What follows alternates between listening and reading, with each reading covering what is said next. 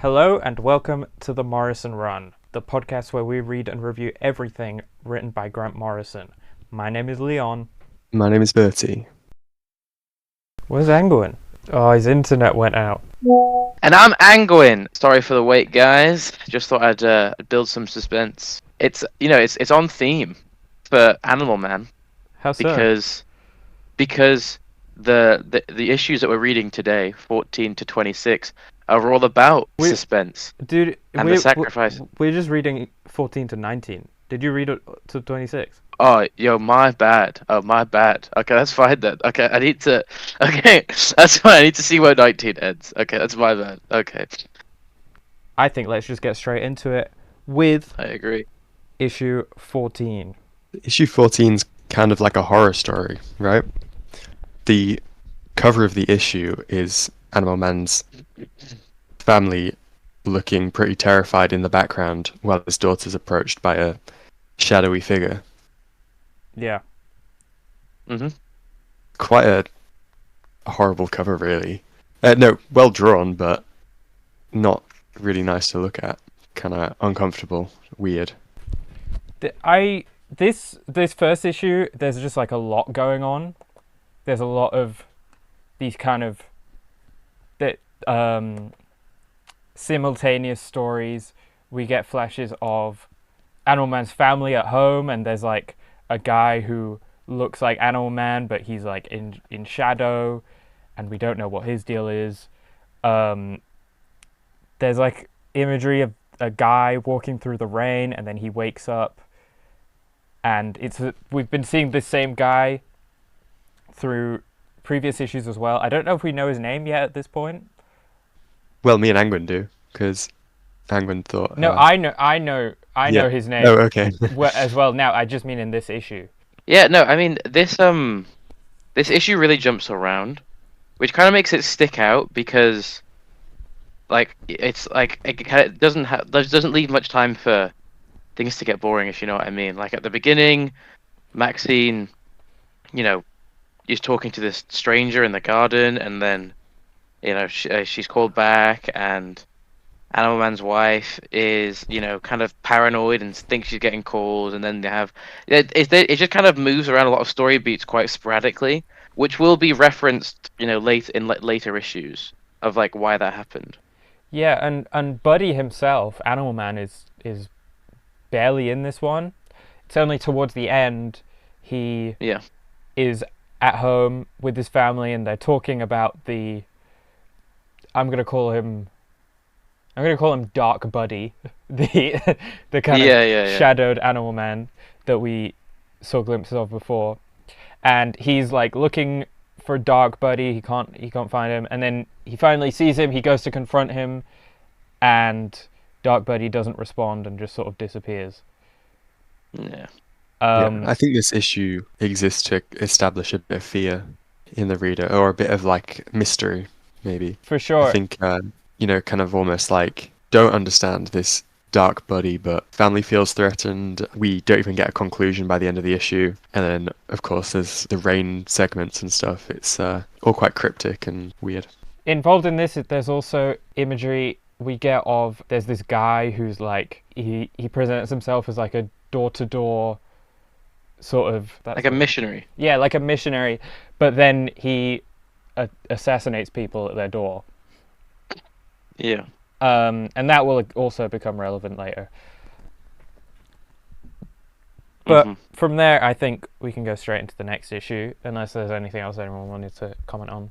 Yeah, no, this one is... I think that we'll be able to speak about this one a bit more later. Like, we'll probably come back to this one. But on first read, this one's just really scary. And, Ellen, Animal Man's wife, is, like, really paranoid, and, like, nothing really seems to make complete sense. It makes sense. And Animal Man, up until this point, is already quite weird. So it kind of makes sense, but even for Animal Man standards, there's just a lot of loose ends opened. Sure. I mean, we've been getting, throughout previous issues, a lot of, like, flashes of certain things that don't get resolved immediately at all. And this is just an issue full of that. and we'll continue to get that as well. But more starts to get resolved or highlighted more in these next issues up to 19. Issue 15 is about dolphins, and this issue had heavy, I thought it had heavy Echo the Dolphin vibes. Echo the Dolphin is a video game from the Sega Genesis, known as the Sega Mega Drive in the UK, and it was really hard, and you couldn't get past the first level because it didn't tell you what to do. But it was sort of like you played as a dolphin, but it had super sort of like ethereal, mystical vibes to it. And If anyone's listening and they're like playing at the same time while they're stuck on the first level, I think you have to use your echolocation to talk to one of the NPC dolphins, and then they help you out or something. yeah, but then it's still confusing after that. And then I think once you do that, then you have to get enough like you can swim up and down. You have to get enough momentum by swimming all the way down to then swim up and jump out the water. But you keep trying and you can't do it, but you have to just jump high enough. And I don't get how anyone was expected to do that just by themselves. And then when you do jump high enough, it the time stream breaks or something. And that's the story of Echo the Dolphin. Again, So added what about the story of immersion. Animal Man? Oh, For added immersion, maybe listeners could boot up Echo the Dolphin and play along while they listen to the pod. Yeah, you can get the Sega Mega Drive Ultimate Collection on your PS3 or your PSP if you've got one.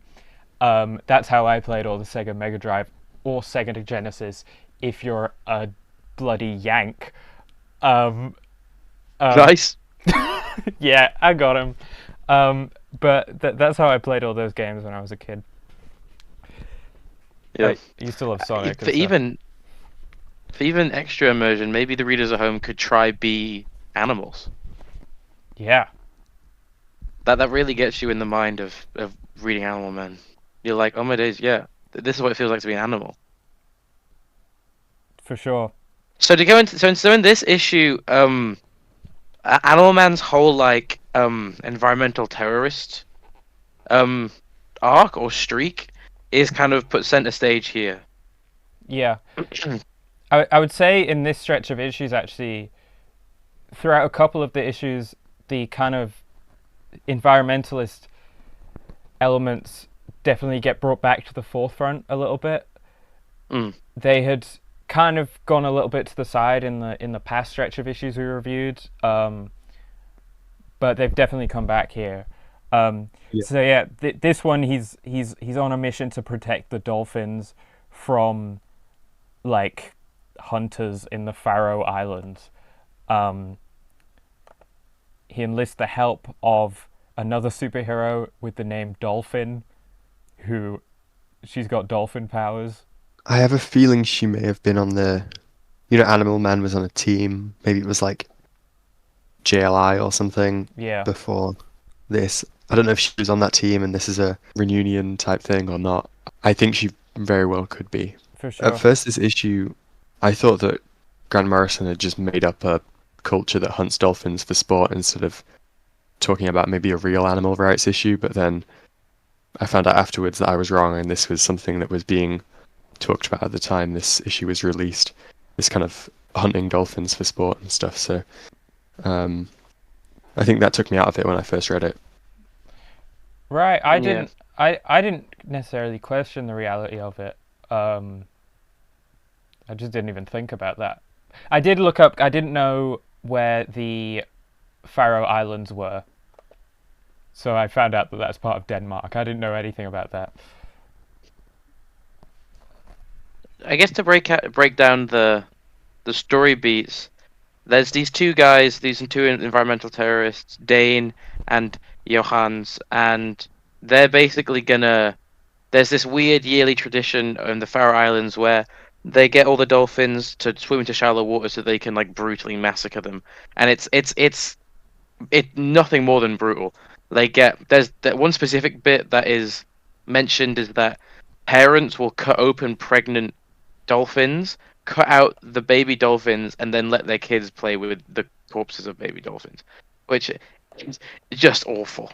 Yeah. And like, yeah, you're just like, I'm happy that they're stopping this from happening. Basically, I'm happy Buddy and Dane and Johansa and Dolphin are stopping this from happening. Yeah, it's just like unnecessary violence. For sure. Yeah. Yeah. I think unlike other issues, this one it personifies the dolphins Yeah. to make us understand them a bit more. Yeah. I didn't think other issues needed to do that to make me feel like sad for them and stuff, but then it's just a different way of telling a story and creative difference between other issues that are discussing animal rights. I think it was an interesting way of framing No, I the think story. it's great, and I think it also lends to the ending of the issue. Not to jump around too much, but basically the main guy, what's this main guy called? Like Nigel? There's some big Faroe Islands guy who's like the main dolphin hunter. What's his name? It's Oh. not Nigel. It's Onga Nielsen, right? He's Right. this big guy that wears this burgundy sweater, or this pink sweater and burgundy jacket, and basically even though Buddy and like all these environmentalist guys like stop the dolphins from swimming into the shallows, he still shoots one of them, and then in an act of protest, he picks one up and just like hacks into it for no apparent reason, just to show that he can, right? And this kind of puts Buddy over the line, and this kind of is Buddy's first step into losing control a bit, which will come up later, where he believes in his cause, of environmental protection, but he becomes a bit more vengeful and spiteful, and I guess like I don't know, frustrated with the fact that it's like everything's happening so slowly and so much death is caused unnecessarily. So he like drowns this guy basically. But like I was saying about the ending, because a lot of this story is narrated from the perspective of a dolphin. At the end, Buddy intended for this Onga guy to die, but the dolphin narrates that if it was up to humans, then the world ends in destruction and death and everything, and everyone dies. But that's not the way of the dolphins, and this dolphin saves his life, even though it's heavily implied that this Onga guy like killed this dolphin's like best friend or lover or whatever. Yeah. The pages that are from the dolphin's perspective are very much the ones that I was saying gave me Echo the Dolphin vibes. The way they kind of talk is meant to emulate the way animals would presumably think, where they talk in these or they're not talking, but the way it's narrated from their perspective, it's these very simple little sentences, but at the same time they feel very poetic and ethereal, and that is what gave me Echo the Dolphin vibes, paired with the kind of imagery of dolphins swimming in the ocean, but presented in quite a beautiful and again somewhat ethereal way. Yeah. We want to move on to the next issue. Yeah. Yeah, the next issue, I think, I'm just getting this right. This is the one with the JLE. Yeah. So I think this one's really interesting because we start seeing these other, like, lesser known superheroes. Got Metamorpho. Is it Rom? Or That's not Rom's Marvel. oh yeah, it looks a bit like Rom. I can't remember who the other guys are, But he's because that's referring not Plastic to- Man, is it? But he's referring to Rom Space Knight from Marvel, who was a toy that became a Marvel comic, and he crosses over with X-Men sometimes. I think Marvel recently got the Rom rights back or something, so he's in comics again. Anyway, continue with what you were going to say. We get these obscure characters. When Animal Man started out, he'd been part of these teams. He was a lesser known character that was just like the funny animal guy. Some wacky powers, just a background character in these stories.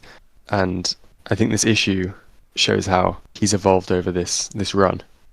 I think he went from kind of immature to kind of having learned all these lessons, and at the end of the story, I think it's Metamorpho who kind of ruins everything just by being naive and sort of trying to be heroic, whereas Buddy is like trying to emphasize the situation, think about the different outcomes and consequences, and I don't know, I just think it's quite a good way of showing how he's changed. Yeah. It's all to do with, what's the villain's name? Time Commander. Time Commander. He looks, he looks like he could be a version of the Clock King. He's got a big clock on his chest, and he's manipulating time. There's dinosaurs showing up. They're in Paris, which they happen to be in Paris because Buddy and Ellen went on holiday, and then they happen to meet the JLE when they're there, which JLE is the Justice League Europe, which is those characters we mentioned before. And yeah, obviously that all leads to this ending that Bertie just described. But it was a lot of fun. I really enjoyed those JLE characters interacting with Animal Man. They all had really strong personalities. And I feel like sometimes when writers are doing a comic series on a character that is deemed more serious or more adult, sometimes other more cartoony characters get pushed to the side and sort of will almost get made fun of when they appear. But I feel like all the side JLE characters that show up here are respected as well as characters. And for example, the Elongated Man's like wife is there and stuff, and I feel like it just shows a respect of those characters as well and their history. Yeah, I do think. think. Oh, sorry.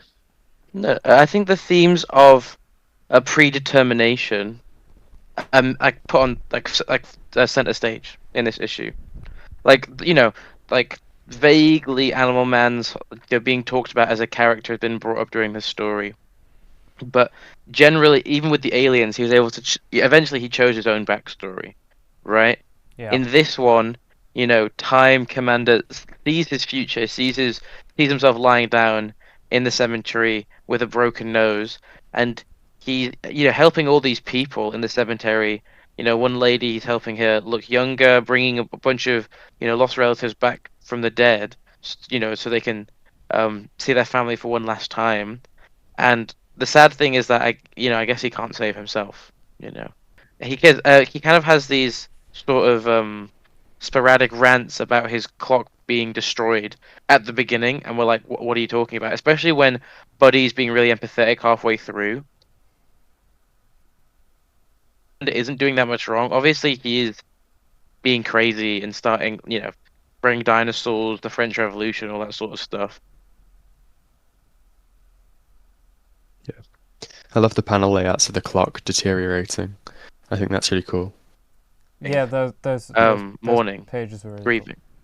Yeah, but then, like we talked about before, Metamorpho, in an attempt to kind of like do what heroes do, ends up, just feeding into the prophecy and destroying his clock and punching him in the face. This panel where Metamorpho does it as well does very little to like portray this as a neutral action, or like, even though it's well intentioned, it doesn't really just portray it as a well intentioned action. We see Metamorpho's face kind of scrunched up and angry with a red background, and he punches Time Commander, and it's all just a bit brutal, and I think we start feeling really bad for him. Yeah. I love how the comic wants you to, as a reader, think about like whether or like the morals of whether or not all of time should be merged into one place. And I just think that's such a weird dilemma. But you read it and then you think like, is Time Commander right? Should we have dinosaurs and the French Revolution in the present? I think that's really funny. And this is something I've been watching some Grant Morrison interviews recently. I'll let you know. I can't find it right now, but I'll let you guys know which one it is, and you can link it in the episode, because it was a really good interview he recently did with like some random kind of small YouTube channel. But it was this. just a lot of what they were talking about in terms of time and, modern ideas of time being relative and not being linear and so forth. A lot of what I've heard Morrison say about time is reflected in this issue.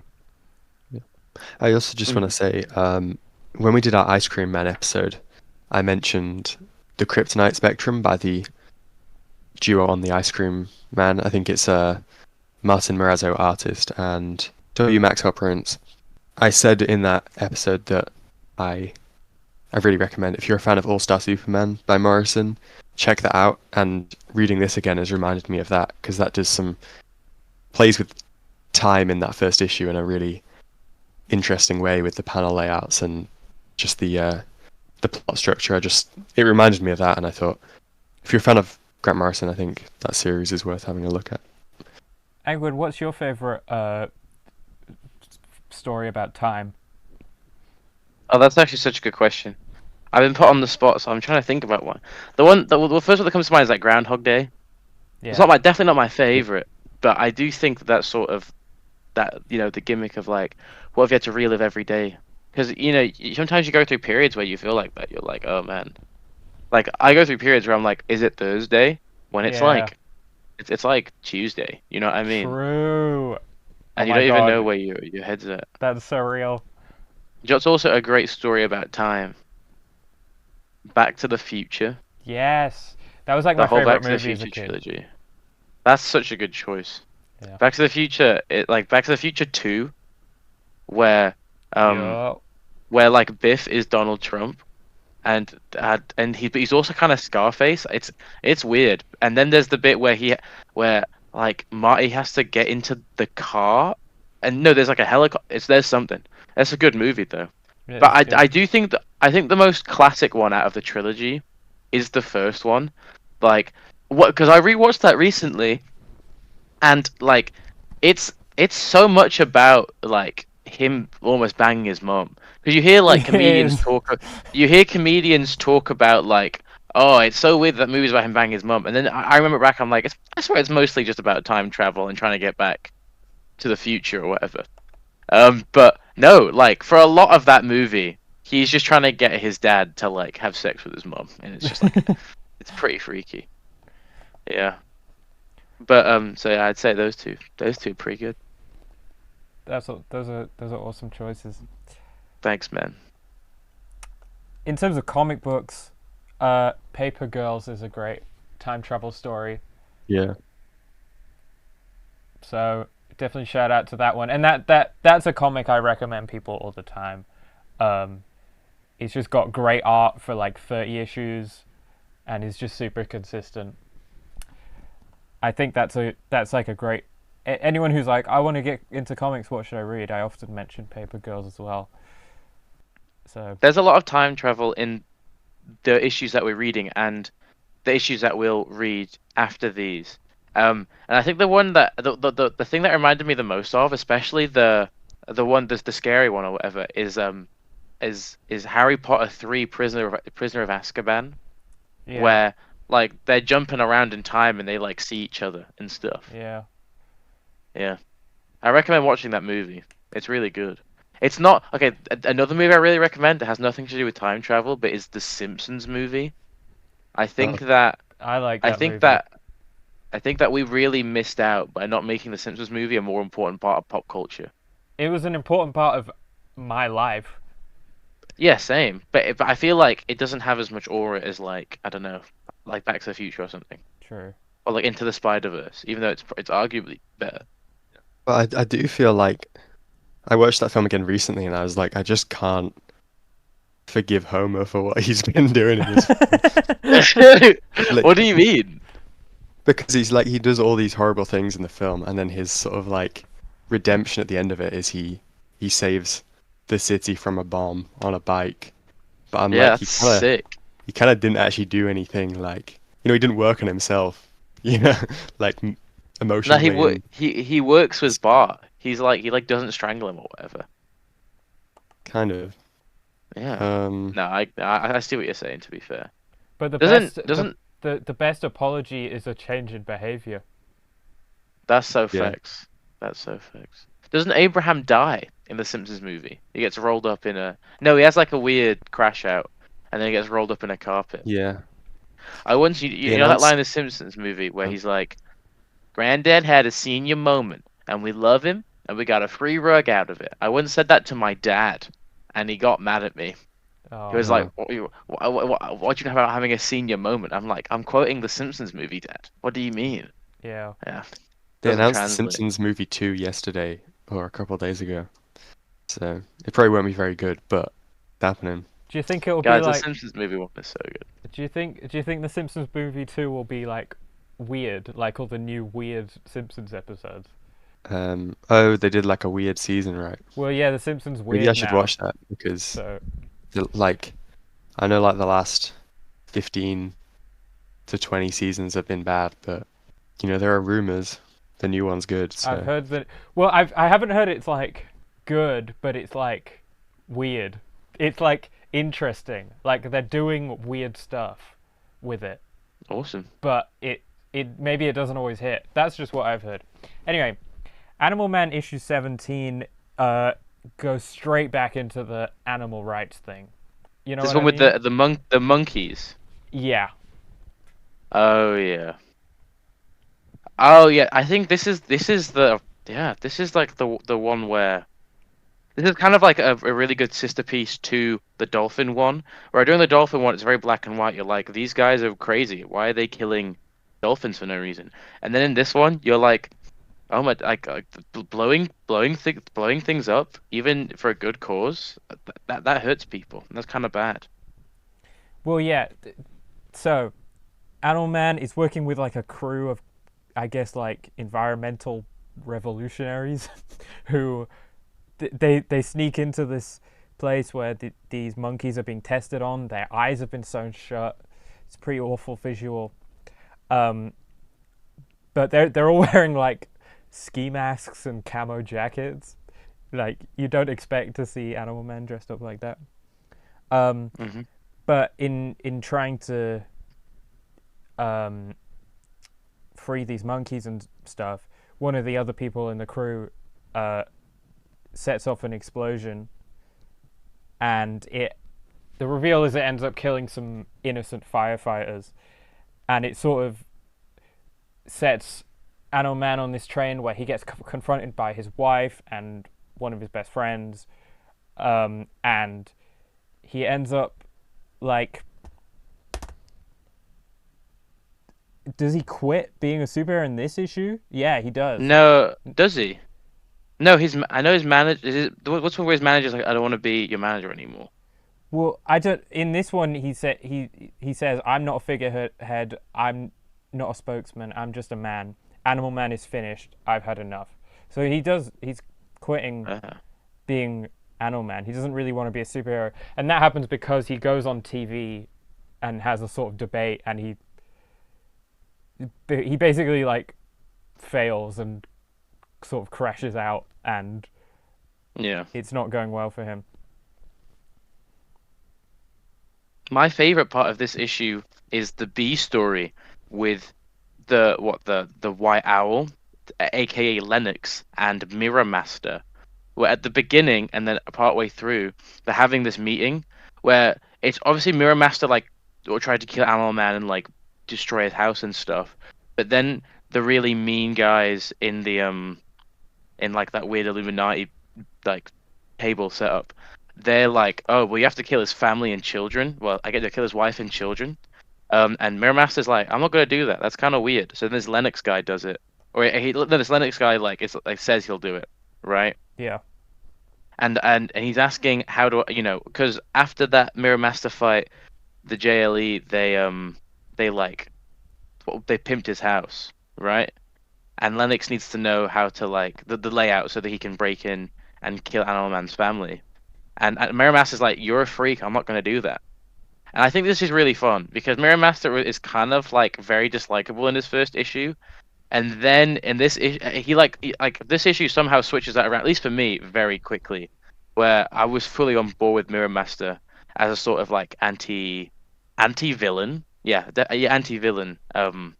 For like the rest of the story. yeah. this issue also, when Animal Man is talking to Roger, we get some more flashbacks to Animal Man's origin that give some more detail to this new version of it, and it adds this sort of punk rock element to it. There's been there since the start of this series. I think Animal Man mentions the Ramones like near the start of this Grant Morrison run, but in these flashbacks we see Buddy wearing, or I think it might be Roger actually, we see wearing a Ramones t-shirt, and then we see a Doors poster in the background of their room as well. So I enjoyed that part of it. But this issue also has a sort of C plot, I guess, where the guy we mentioned earlier, who's sort of I'm gonna say his name it's John Highwater. I don't know if that is revealed before this, but it's going to be revealed in the next issue at least. James Highwater? Is it James? I think it's James. Okay. Mr. Highwater, he's still struggling, and he basically seems to have some knowledge of what his reality is. His body's sort of phasing in and out of it's turning into like comic book sketches.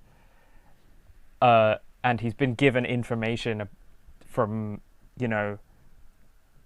Psychopirate about the nature of this reality. So he turns up at Buddy's house, and that is at the very end of the issue. And that is going to lead right into issues 18 and 19, which are a big one to talk about. So before we do that, does anyone have anything else they want to say? Before issues 18 and 19, guys, speak now or hold your pieces. I think this is the issue when Buddy's talking to... Wait, what's his guy called? His manager guy? Roger. Buddy's talking to Roger, talking about how he doesn't want to be... I guess like Metamorpho was in that other issue. He doesn't want to be kind of like a superhero. He just wants to make a difference, right?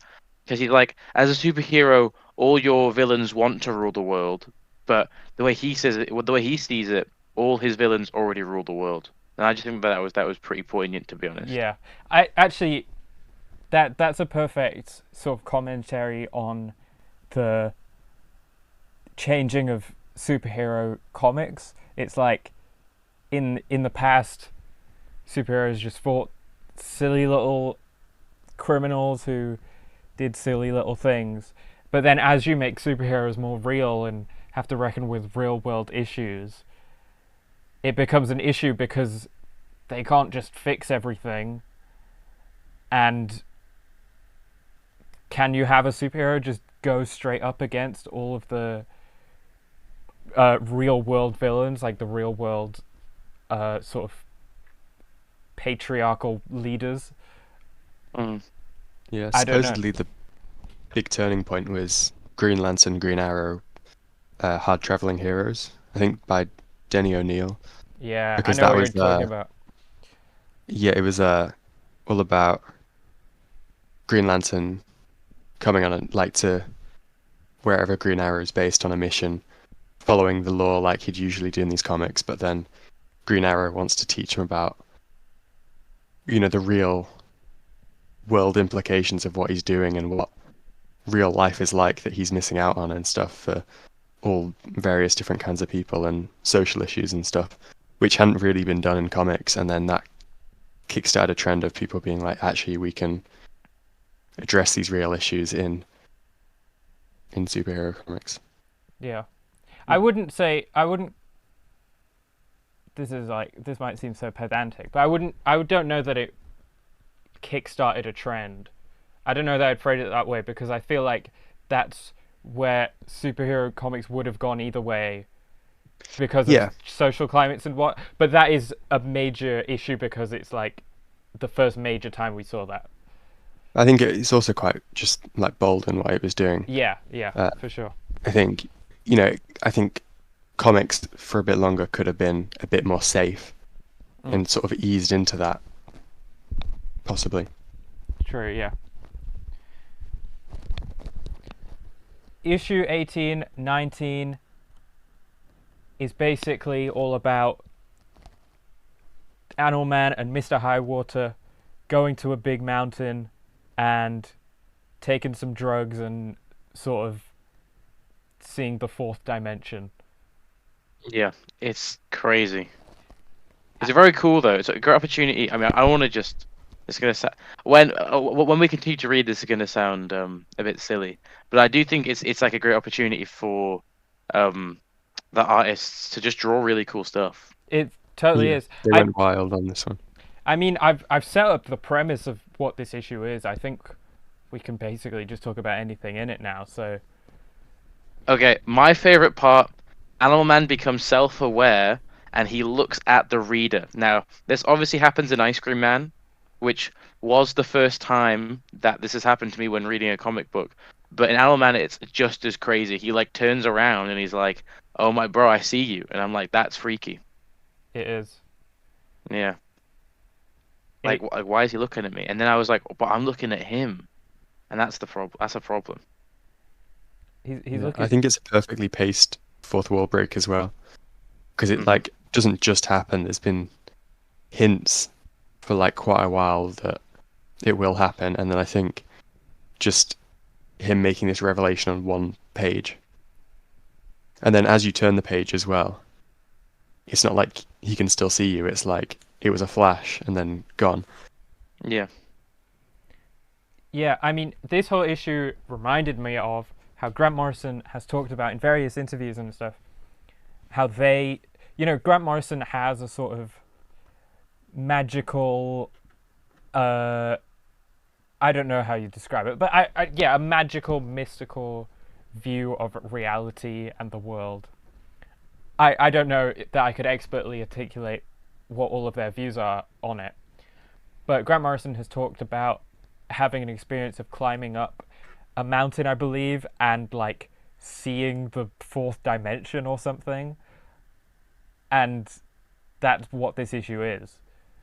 So I thought that was really interesting. I'm not sure the details of that story, but I could think possibly drugs were involved in that Grant Morrison story as well. But that whole idea is like the basis of so many of Grant Morrison's stories, and it's so clearly on display here. Yeah. I think the bit with the big whale is really cool. I mean, obviously, like big whales are already kind of a like a reused motif for psychedelic experiences and kind of that fourth dimension whole thing. But I think it's just really cool the way that it's drawn. Yeah, we learn about like everyone's got like totem animals. So like Highwater has an eagle as his sort of totem animal, which the eagle sort of comes down and attacks him in a way, and is massive. It's like as big as the earth. But Animal Man, because he is Animal Man, he doesn't have one totem animal. He is like connected to all animals spiritually, and we learn that his powers aren't based on like physical connection to animals. They're like a spiritual connection, which is part of why he doesn't need to like grow wings to fly, and he doesn't actually need to be close to animals. He just has to sort of spiritually feel them to use their powers. Hmm. I also like, and this will be used maybe a bit more later, how Buddy kind of like swims through the background of the page where the panels aren't. I think Yeah, that's cool. Yeah. and there's a bit where he's sort of reaching over to Highwater through a different panel, and Highwater's like confused on how that's happened, and Animal Man's like figured out how to use the comic book. Yeah. There's Yeah, yeah, yeah, yeah. a cover where he's in the void, like leaning over one of the pages, and he taps on his shoulder. Oh And yeah, what's his name? Sorry, the other guy. Highwater. It's either John or Highwater. James Highwater. right? He taps on Highwater's shoulder, and he like looks kind of through the panel, but like in a way that suggests he's disorientated, doesn't know where he is. Yeah. Says, "Animal Man, where are you? What's happening?" I think it's a Again, pretty the grabbing cover. yeah, the expertly drawn by Brian Bolland, as all these covers are.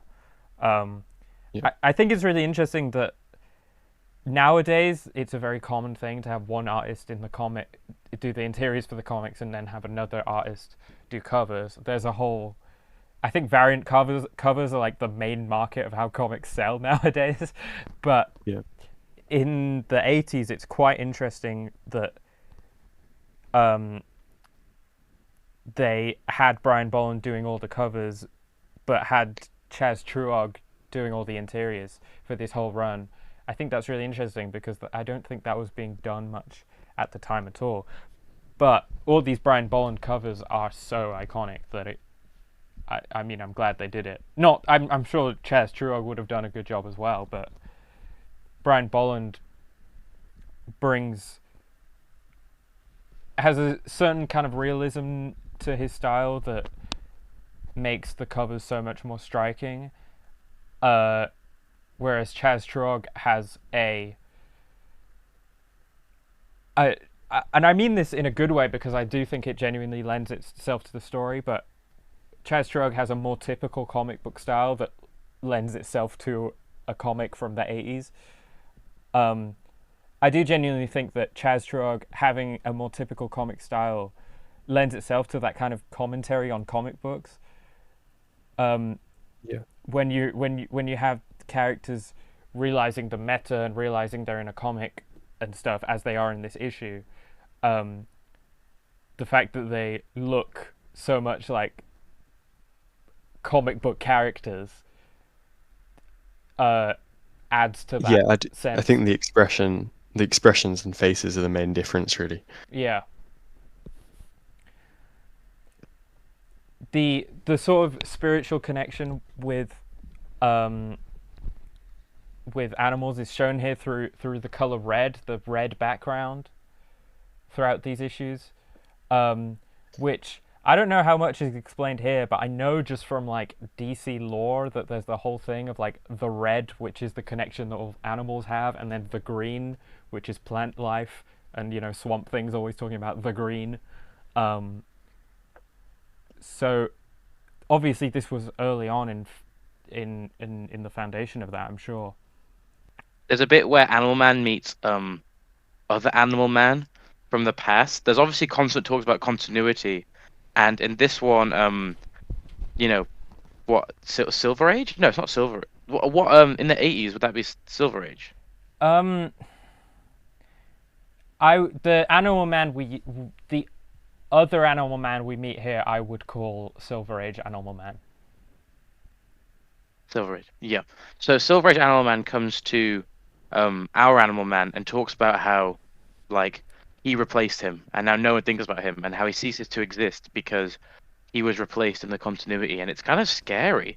Like, Buddy is really freaked out by it, understandably, and obviously, within the context, we can view this as like him having a psychedelic episode, but within all of Animal Man, this is constantly spoken about, like continuity and people, like, do they exist? This whole existential thing with the characters.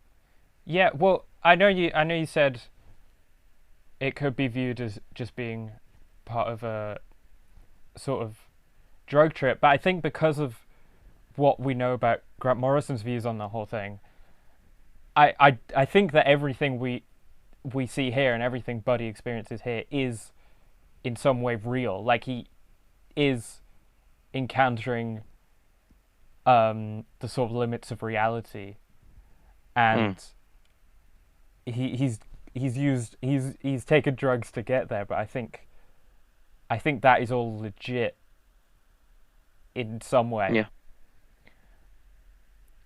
There's a bit on here where we get like a page or two of Who's Who in the DC universe, which I think is quite funny. Who's Who is like was like DC's sort of series of, I guess, like database entries that they would just like they were like little biographies of all the characters, and they'd have a drawing of them and blah blah blah. So we get a sort of another little retelling of the origin, but told through one of these Who's Who pages as Animal Man's experiencing it, which again is just adds to the meta thing. And I enjoyed that because it plays on a specifically DC element of how comic book history is told. Animal Man and Highwater wake up, and they're all fine, but they've had this experience together. You know, they've definitely gone through something, but they wake up and it's mostly seems normal. But then Animal Man goes home, and his family's dead. Yeah. And the build up is chilling. It's like he's walking around and it's dark, and then the big splash page of his family bleeding out. It's like, I don't know. It's probably the most like emotionally upsetting part of this whole run. I guess because these are characters that we've actually grown to become, quite familiar with. Yeah. Yeah. Yeah. And this like marks a real turning point in the Animal Man story. Yeah, I'm excited to keep reading. I know you guys have finished this series, but I have not. It gets read great. past It this gets point. really, really good after this. Yeah, I'm very excited. I wanted to mention also during these final issues, they explicitly mention crisis, and they talk about there's going to be a second crisis. So that's sort of being built up. I don't know where that's going to go. DC have had so many crises that I can't even block out in my head what that would be referring to. We'll find out. We'll find out. Anything else you guys want to say about these final issues before we wrap up? Or about all these issues as a whole? No. I just think that these issues move in a really important way for Animal Man. A lot of what happens after this is influenced by these issues a lot more than what comes before it. Yeah. I think that this is really where Animal Man hits its stride properly. Yeah, I've just been looking at this last page though for a while, and it's so horrible. Like I said at the start of the episode, that cover with the sort of shadowy figure approaching his family was disturbing to look at. But this might be like the worst page I've seen in a comic book. Like it's really uncomfortable, Pretty especially grim. with like his son's orange juice like mixed with the blood and stuff. It's really just quite Ooh, I didn't notice that. That's horrific. Yeah. Oh, and the cat's just sat there with like a tin of tuna in front of it. Yeah, it's waiting for them to open the cat food. It's not nice, It's not. No. but very effective. This Especially, with the colors as well, like Yeah. the blues, in the background and stuff. They give you the blues. Yeah. Mm, This like almost inarguably breaks Animal Man, and he kind of doesn't come back from this, which makes sense. But for the rest of the story, he'll kind of be dealing with this moment. I can imagine. yeah, I don't want to touch too much on how it's handled until we actually go over the issues, but yeah, just in terms of shock value, it does work in this issue. I can feel that you guys are sort of itching to talk about the next stretch of issues. So before we do that, I think we should wrap up this episode. What do you guys think? Yeah, 100%. Yes. All right. I would continue to give Animal Man a great score, a 4 or 5 out of 5 animals. What about you guys? Yeah, I'll give I'm this one gonna. 5 animals out of 5 animals. I am in love with what comes after this, so I don't. I struggle to not compare it, so I'm gonna give it a 4. Yeah, I do think Fair enough. we talked about last the last stretch of Animal Man issues we reviewed, we were saying those were some of the most just exciting. Like, there were so many fun ideas, and it was constantly new and exciting ideas. This one has been more so slowly building. I'd say, apart from the issues 18 and 19, which are so striking, I wouldn't say that the other individual issues stand out as much or are as exciting to me as some of the ones just before. So because of that, I'd review this maybe slightly lower, but at the same time, issues 18 and 19 are so striking, and there's so much good stuff in here that I think it pulls it up to about the same level, really. Yeah. So with that, we'll see you guys in the next one when we conclude Grant Morrison's Animal Man. We're gonna have a ball. It's gonna be wild. Yeah. It's gonna be raining cats and dogs. Don't forget to leave a review and whatnot. Leave a comment if you're on YouTube. Leave a like. Follow us on Instagram at The Morrison Run. I'm saying this now because I feel like we always forget to do this bit. Yeah, it's a good idea. But with that, we'll see you guys in the next one. Have a good night.